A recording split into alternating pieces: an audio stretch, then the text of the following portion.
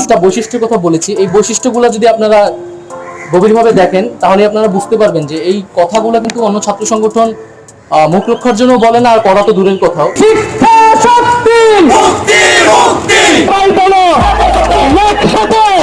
এখানে যারা আজকে উপস্থিত হচ্ছে তারা যে সবাই ছাত্র অধিকার থেকে পদত্যাগ করে এখানে এসেছে, বিষয়টা এরকম নয়। আমাদের এখানে অধিকাংশ তরুণরাই, অধিকাংশ ছাত্ররাই নতুন, এবং তারা চিন্তা বিদ্যুৎ মনে কাজ করেছে, ক্যাম্পাসগুলোতে অ্যাক্টিভিজম করেছে, এবং আমাদের মধ্যকার পারস্পরিক আলোচনা এবং মত বিনিময়ের মধ্যে দিয়ে আমরা এই সংগঠনটা গঠন করেছি।